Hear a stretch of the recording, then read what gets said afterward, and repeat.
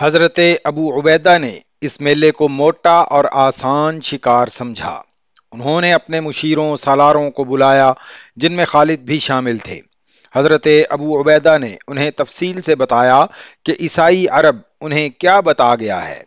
یہ مال غنیمت ہاتھ سے جانا نہیں چاہیے۔ ابو عبیدہ نے کہا، ابو القدس دشمن کا علاقہ ہے اور اس دشمن کے ساتھ ہماری جنگ ہے۔ جنگ کی صورت میں میلے پر ہمارا چھاپا جائز ہے، اس سے رومیوں پر ہماری دھاک بیٹھ جائے گی۔ ابو عبیدہ نے باری باری سب کو دیکھا اور کہنے لگے، تم میں کون اس چھاپا مار کاروائی کے لیے جانا چاہتا ہے؟ ابو عبیدہ کی نظریں خالد کے چہرے پر ٹھہر گئیں۔ نظریں خالد پر جما لینے کا یہی مطلب تھا کہ خالد اپنے آپ کو اس چھاپے کے لیے پیش کریں گے، لیکن خالد اس طرح خاموش بیٹھے رہے جیسے اس کام کے ساتھ ان کا کوئی تعلق ہی نہ ہو۔ ظاہر ہے ابو عبیدہ کو خالد کی خاموشی اور بے رخی سے بہت مایوسی ہوئی ہوگی۔ انہیں یہ خیال بھی آیا ہوگا کہ خالد کا یہ رویہ ان کی معزولی کا رد عمل ہے۔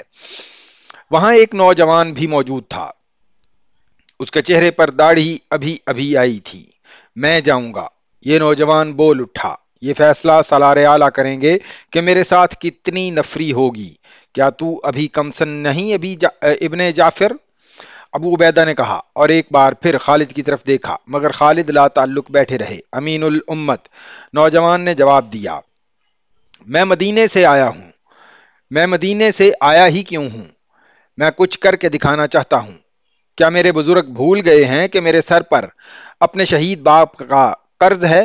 امین الامت، میں کم سن ضرور ہوں، لیکن اناڑی نہیں ہوں، بزدل نہیں ہوں، کچھ سیکھ کر آیا ہوں۔ کیا میرے بزرگ میری حوصلہ شکنی کریں گے؟ خدا کی قسم ابن جعفر، ابو عبیدہ نے کہا، تیری حوصلہ شکنی نہیں ہوگی۔ 500 سواروں کا دستہ لے لے، تو اس دستے کا سالار ہوگا۔ ابو عبیدہ نے ایک کم سن لڑکے کو 500 سواروں کا سالار غالباً یہ سوچ کر بنا دیا تھا کہ یہ چھاپا نہایت آسان تھا۔ وہاں کوئی فوج نہیں تھی جو ان سواروں کے مقابلے میں آتی۔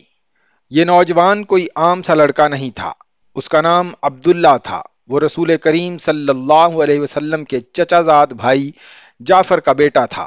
حضرت جعفر موتا کی لڑائی میں شہید ہو گئے تھے۔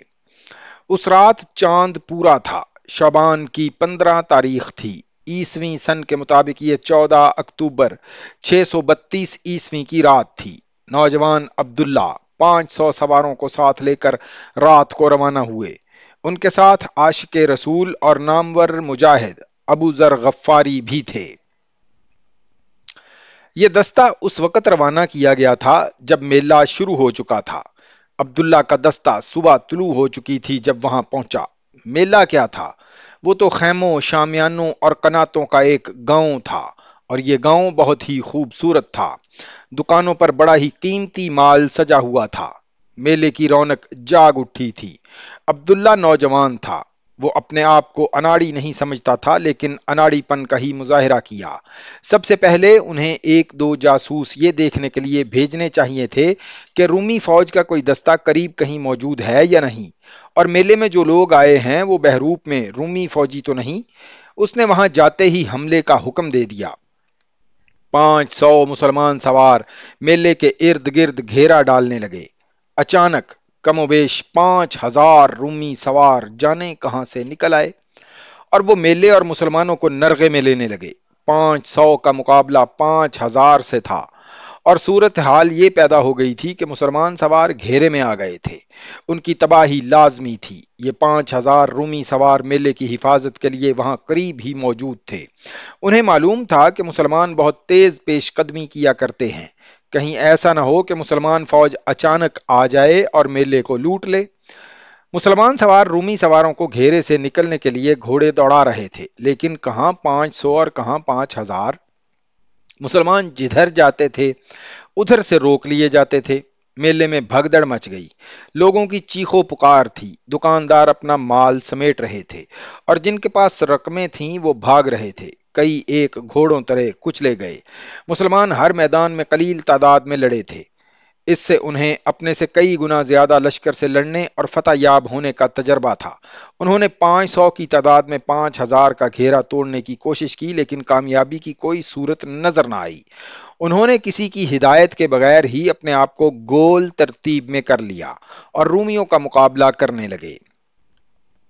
عبداللہ لڑ سکتا تھا، اس خطرناک صورتحال میں اپنے سواروں کی قیادت نہیں کر سکتا تھا۔ وہ سپاہیوں کی طرح بے جگری سے لڑ رہا تھا۔ ابو ذر غفاری رضی اللہ تعالی عنہ بھی جان پر کھیل کر لڑ رہے تھے۔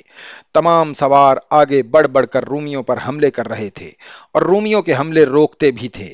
ان کی گول ترتیب اس طرح تھی کہ سب کے منہ باہر کی طرف تھے، یعنی کہ ان کا عقب تھا ہی نہیں جس پر دشمن کے حملے کا خطرہ ہوتا۔ رومیوں نے جب مسلمانوں کو اس انوکھی ترتیب میں دیکھا تو وہ سٹ پٹائے اور آگے بڑھنے میں محتاط ہو گئے، لیکن ان کی تعداد 10 گنا تھی اور وہ لڑنا جانتے تھے۔ ان کے محتاط ہونے سے صرف یہ فرق پڑا کہ مسلمانوں کی تباہی تھوڑی سی دیر کے لیے ملتوی ہو گئی تھی۔ یہ ممکن ہی نہیں تھا کہ 500 سوار 5000 سواروں کے نرغے سے نکل جاتے۔ یہ 500 مجاہدین اپنے سالار اعلیٰ کی ایک خطرناک لغزش کی سزا بھگت رہے تھے۔ حضرت ابو عبیدہ امین الامت تھے، زہد و تقوی میں بے مثال تھے، صحابہ کرام میں ان کا مقام سب سے بلند تھا، لیکن حکومت کرنے کے لیے اور فوج کی قیادت کے لیے اور جنگی امور اور کاروائیوں میں فیصلے کرنے کے لیے صرف ان اوصاف کی ضرورت نہیں ہوتی، بلکہ یہ اوصاف بعض حالات میں قوم اور فوج کو لے ڈوبتے ہیں۔